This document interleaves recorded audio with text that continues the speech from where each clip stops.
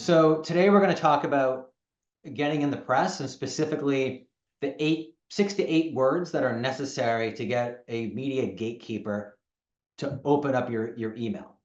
And that would be the great subject line. Feel free to ask questions along the way. Jump in verbally, since I've moved everyone out of the way so I can see what I'm going to be presenting.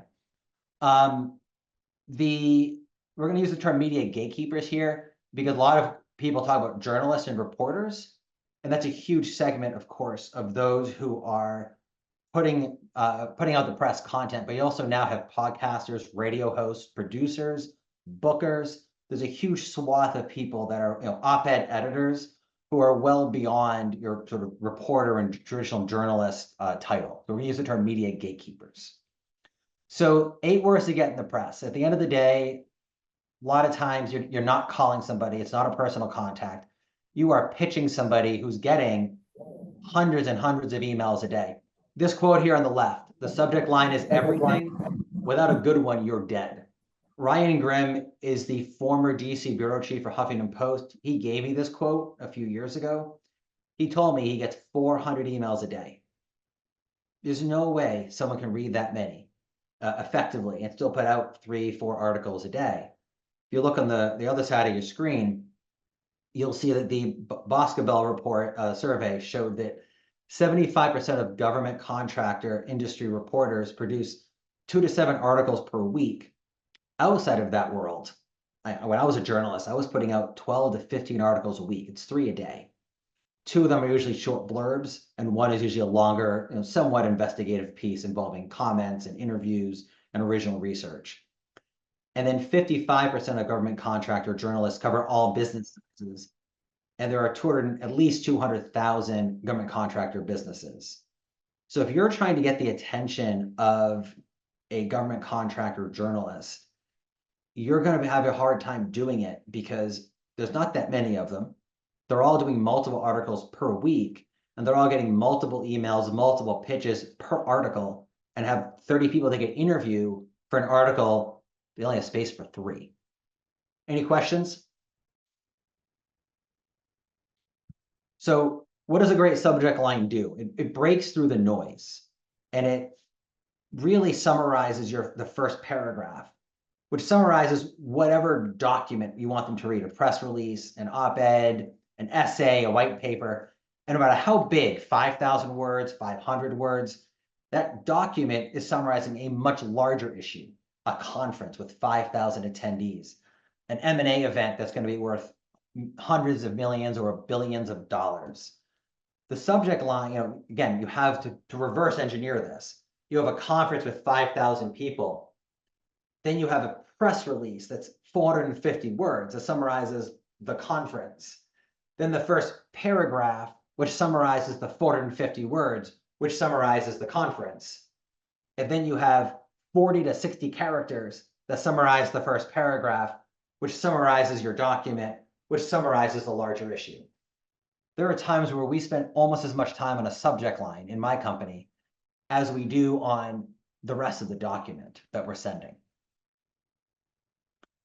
So how do you add value in 8 words or less? And 8 words is a number that I picked. Depending where you find online, it's 40 to 60 characters, 47 to 63 characters. So I like the number 8, so I picked that. It might be 7, it might be 9. But it's the 3 T's. It's the right topic at the right time from someone with the right title in 8 words. You have to add value and be interesting in only 8 words, because otherwise, a Business Insider style headline is too long for a subject line. It'll get ignored. A subject line that is boring, someone's reading 400 emails a day. They don't have the time to waste. They have to look and be interested. So the right topic would be Mark Amtower probably shouldn't talk about dog walking apps because he's not known for it, right? And so is that the right, I apologize. That's from someone with the right title. Mark Amtower is known as a GovCon marketing expert, not a dog walking app expert. At the right time, we're about to hit contract season.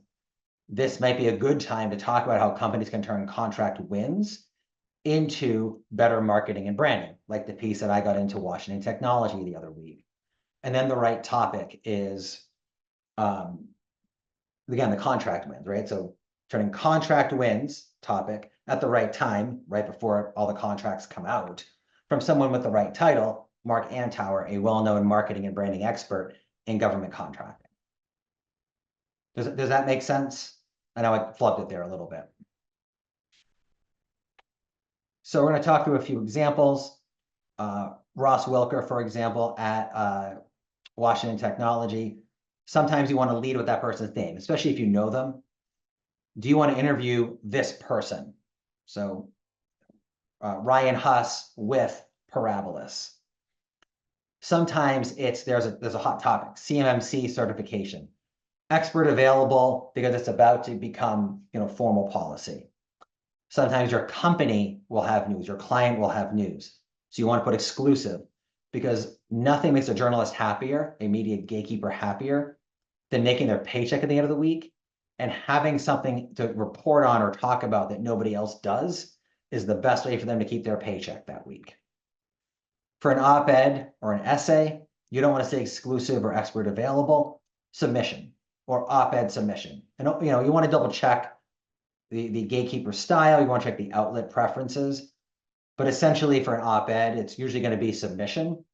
That way they know they should look at it, and it's not just like a conversation or request for coffee. And the last one, this guest pitch, it's typically good for radio shows and podcasts. Guest pitch lets them know what the topic is, and then we have the topic of the conversation and the guest title and topic. And again, 8 words is a general size here. Might be try to make it shorter if you can. That's not usually possible. Don't make it much longer than 8 words, or you're going to run out of space in the email subject line space, but also especially on a mobile. And again, they're scanning subject lines. You do not want to waste their time. And the last thing we'll talk about here is a lot of PR firms will talk about relationships. We have relationships in an industry, and that's great, but they don't matter nearly as much as the 3 T's. I've pitched Ross Wilker's many op-eds and many client topics. He says no most of the time if it's not perfectly on point for the 3 T's, even though I have a relationship with him. Likewise at Federal News Network and outlets outside of the government contracting space. We've had, my company's had clients go viral in certain political issues. And the same reporter in particular, this reporter who's helped our clients go viral, which benefits him and his brand, ignores us when we're not perfectly on time because we don't know what else he's reporting on or his schedule or topics his bosses have said you need to cover. Relationships might get your email read because they trust you. They see your name, they see the subject line and go, okay, I can trust Mark, I can trust Lisa to not waste my time. But that's all it will get you, because the 3 T's are way more important. The right topic at the right time from someone with the right title.